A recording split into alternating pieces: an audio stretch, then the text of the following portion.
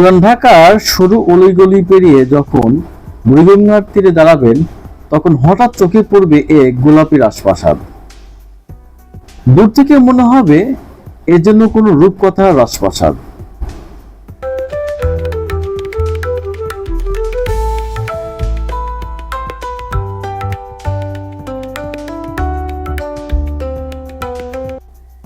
কিন্তু এটি একটি শুধু রাজকীয় রাজপ্রাসাদ নয়, এটি ইতিহাসের জীবন্ত দলিল। এই প্রাসাদের নাম আহসান মঞ্জিল। আজ আমরা শোনাবো এর জন্ম, গৌরব, পতন আর পুনর্জন্মের গল্প। এক গল্প যা ঢাকার মানুষকে শত শত বছর ধরে মুগ্ধ করে রেখেছে।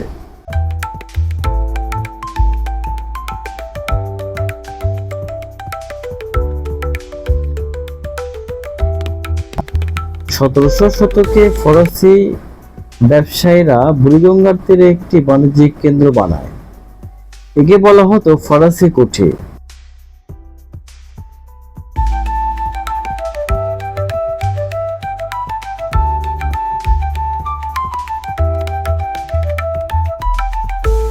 কিন্তু সময়ের স্রোতে কুঠিটি ধ্বংস হয়ে যায়। অনেক বছর পর জমিদার খাজা আলিমুল্লাহ জায়গাটি কিনে নেন।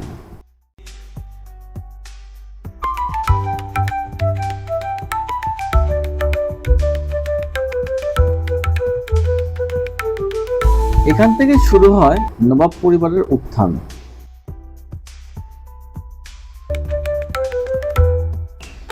আলিমুল্লাহর ছেলে নবাব আব্দুল গনি স্বপ্ন দেখেন এক রাজপ্রাসাদ বানাবেন, যা হবে ইউরোপীয় স্থাপত্য অনন্য।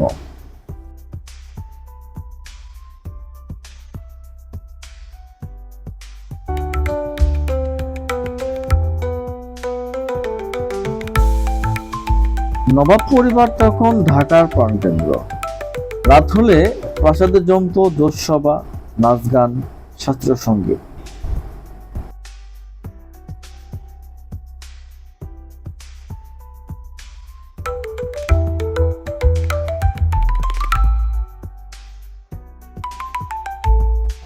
শোনা যায় এক একটা দাওয়াত হাজির হতো হাজারো বেশি অতিথি।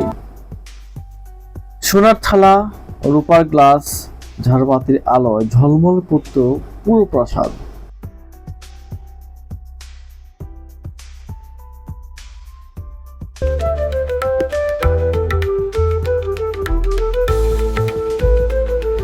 ঢাকার মানুষ দূর থেকে তাকিয়ে বলতো এ যেন এক অন্য জগৎ।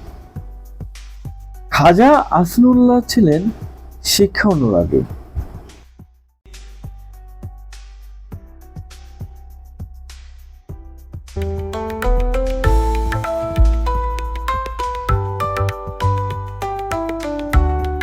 তিনি মুসলমানদের জন্য স্কুল, মাদ্রাসা, হাসপাতাল করেন। তার ছেলে নবাব সলিমুল্লাহ পরবর্তীতে রাজনীতিতে ইতিহাস গড়েন।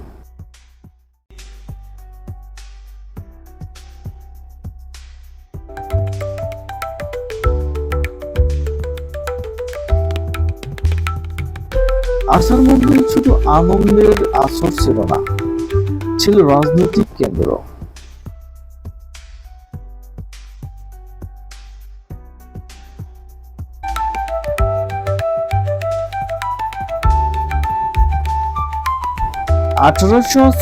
সালে এখানেই প্রথম বৈদ্যুতিক আলো জ্বলে। 1906 সালের এক বর্ষার দিনে এই প্রাসাদের ড্রয়িং রুমে বসে নবাব সলিমুল্লাহ আহ্বান করেন মুসলিম নেতাদের।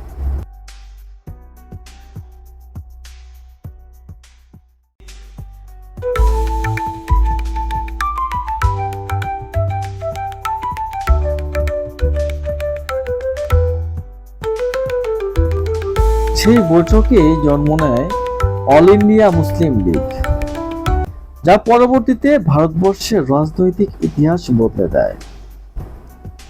ভাবুন তো, যদি এই প্রাসাদের দেয়াল কথা বলতে পারত, তবে কত রাজনৈতিক রহস্য উন্মোচিত হতো।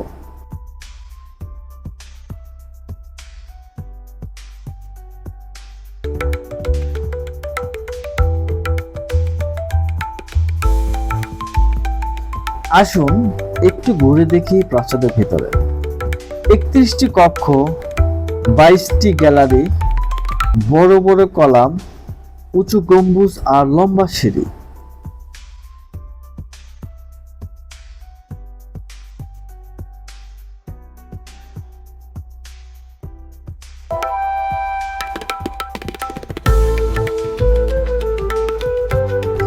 নদীর দিকে খোলা বারান্দা, যেখানে দাঁড়িয়ে নবাবরা নদীর সৌন্দর্য উপভোগ করতেন।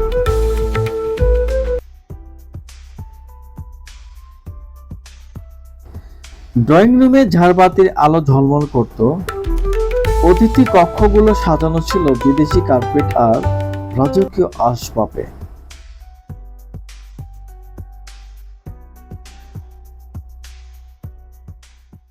প্রতিটি দরজায়, প্রতিটি দেয়াল ছিল ইউরোপীয় শৈলী। কিন্তু সময় সবকিছু বদলে দেয়। জমিদারি প্রথা বিলুপ্ত হলো, নবাব পরিবার আর্থিকভাবেও দুর্বল হয়ে পড়ল।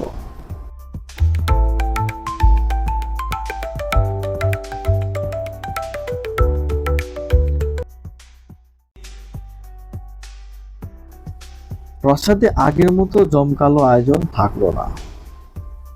এক সময় দেয়াল ফেটে যেতে লাগলো।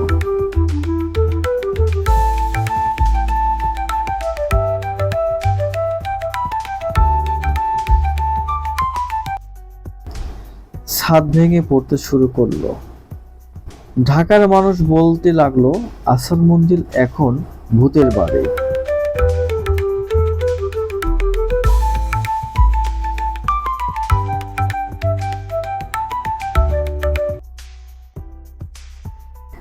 পুরান ঢাকার মানুষ আজও নানা গল্প শোনায়।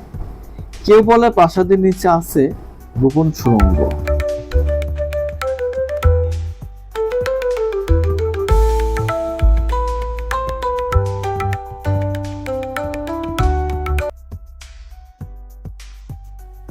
যা নাকি বুড়িগঙ্গার নিচ দিয়ে দূর পর্যন্ত চলে গেছে।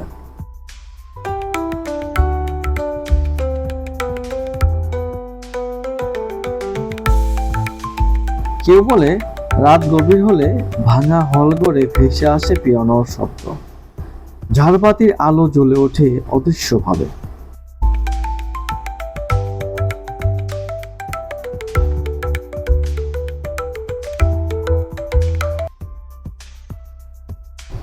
হয়তো এসব কেবল লোককথা, তবে এগুলো প্রাসাদকে ঘিরে রহস্যকে আরো বাড়িয়ে তোলে।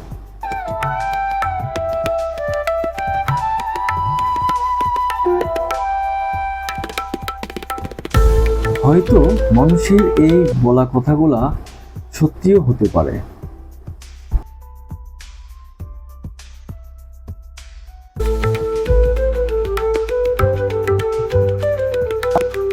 1985 সালে সরকার নতুন করে উদ্যোগ নেয়। প্রত্নতত্ত্ব অধিদপ্তরের প্রকৌশলীরা ভেঙে পড়া দেয়ালগুলা মেরামত করতে শুরু করে।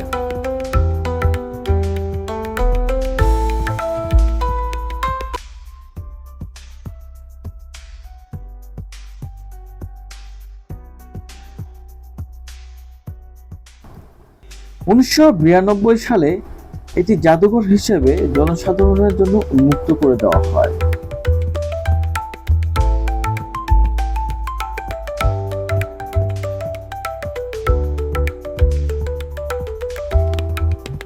আজ এখানে নবাব পরিবারের আসবাবপত্র, ছবি, পোশাক, এমনকি ব্যবহৃত গাড়িও রাখা আছে।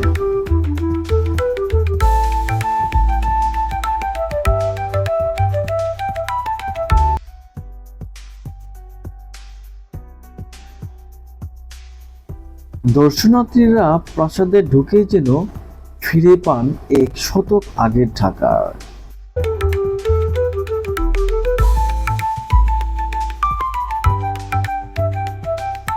আজ প্রতিদিন শত শত মানুষ আসে আহসান মঞ্জিলে।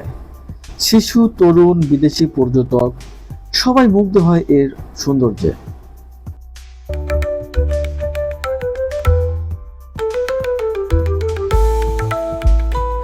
এখন যে পুকুরটি দেখতে পাচ্ছেন, এটা নবাবী পুকুর বলে সবাই চেনে।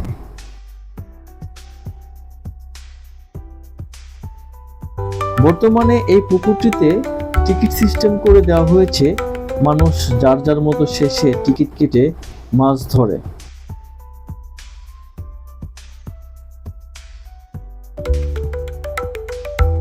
বড়শি দিয়ে এখানে অনেকেই মাছ ধরতে আসে। কেউ কেউ অনেক বড় বড় মাছ পেয়ে চলে যায়, কেউ কেউ খালি হাতে চলে যায়, কেউ কেউ ছোট বড় মাছ উভয় মাছই নিয়ে বাসায় ফেরে।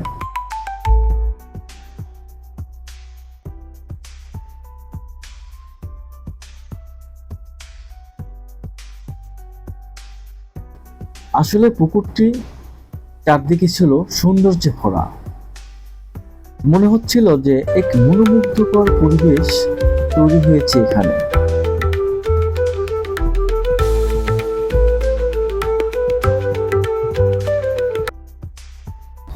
আমরা ফিরে যাই আবার আসল মঞ্জিলের কিছু ইতিহাসের কথা নিয়ে।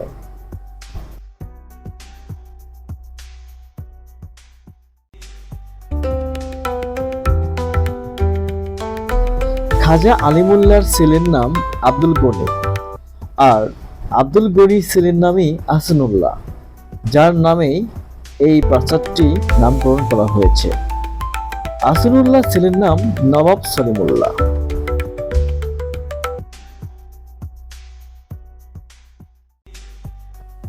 আহসান মঞ্জিল আমাদের মনে করিয়ে দেয় ইতিহাস শুধু বইয়ের পাতায় বন্দী নয়, ইতিহাস দাঁড়িয়ে আছে আমাদের শহরেরই মাঝে। এই গোলাপি প্রাসাদ আমাদের শেখায় গৌরব ক্ষণস্থায়ী হলেও ঐতিহ্য চিরস্থায়ী। যখনই বুড়িগঙ্গার তীরে দাঁড়াবেন, একবার চোখ তুলে তাকান আহসান মঞ্জিলের দিকে, হয়তো আপনি শুনতে পাবেন অতীতের সেই রাজকীয় কণ্ঠস্বর। আবারও ফিরবো কোনো একটা গল্প নিয়ে, সঙ্গেই থাকুন। নতুন নতুন ভিডিও পেতে আমার চ্যানেলটি সাবস্ক্রাইব করবেন।